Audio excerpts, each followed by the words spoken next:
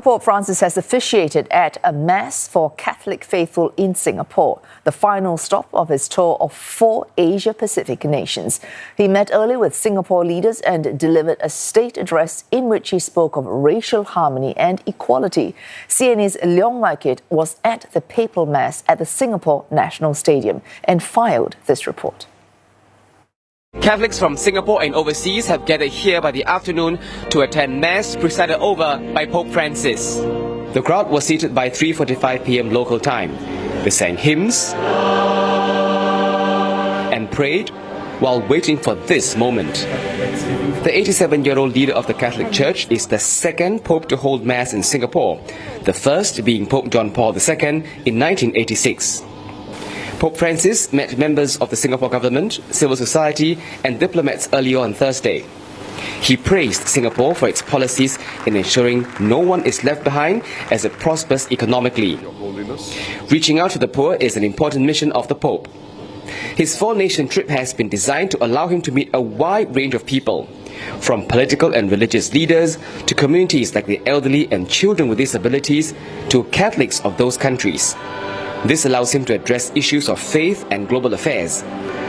So far, key themes that have emerged include interfaith talks, protecting the environment, and, in Catholic majority Timor-Leste, tapping the Church's teachings to resolve post-independence issues like education and poverty.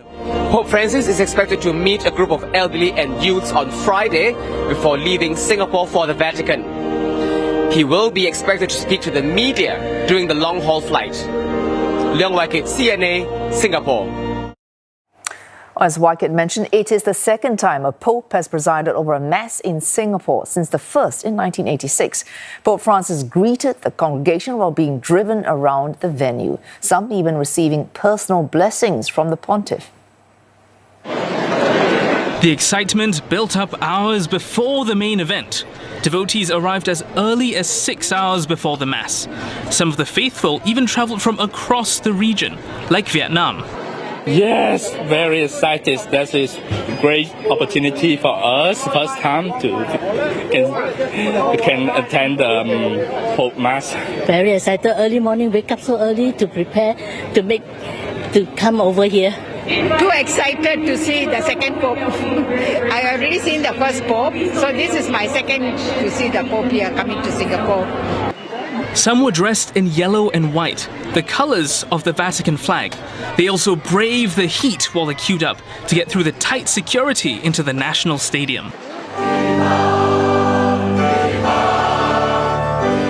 For many Catholics, this was probably a once-in-a-lifetime chance to see the Pope in person. Many were eager to get a glimpse of the pontiff as he circled the stadium, and he made frequent stops. Infants and young children were ushered to the Popemobile, where they were blessed and given rosaries. Some lucky ones even managed to get his autograph. Pope Francis also shook hands with people with disabilities. The event included musical performances, plays and religious ceremonies before the Mass. During his homily, the Pope also spoke about love and respect for others. The event drew to a close with concluding rites. As the Pope left the stadium, he was followed by an entourage of church officials and security personnel.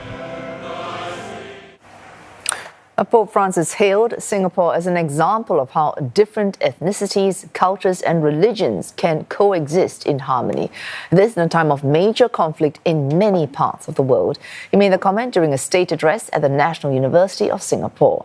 President Tharman Shanmugaratnam says this harmony does not come naturally and the country needs to keep working at it. Jeraldine with more.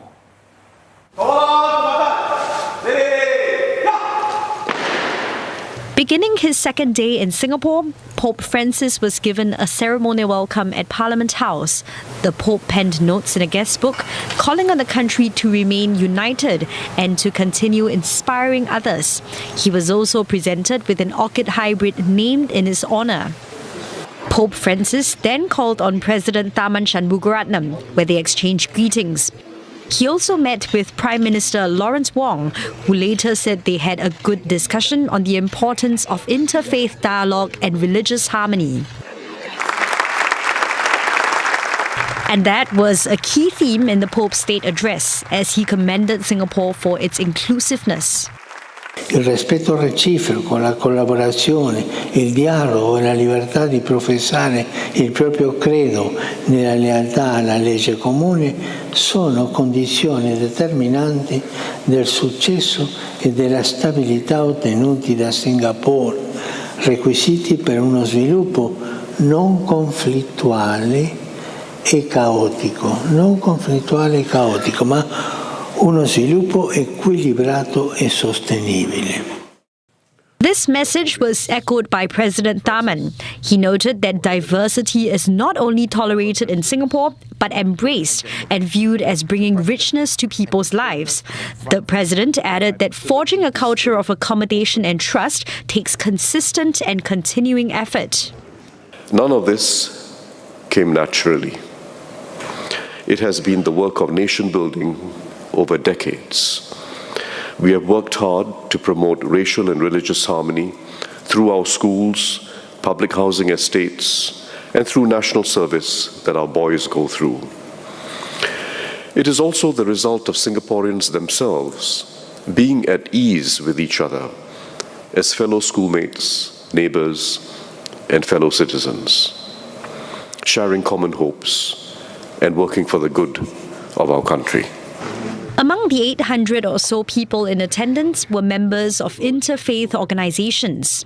It reinforces what we are doing here already, and we are reassured that we are going down the correct path.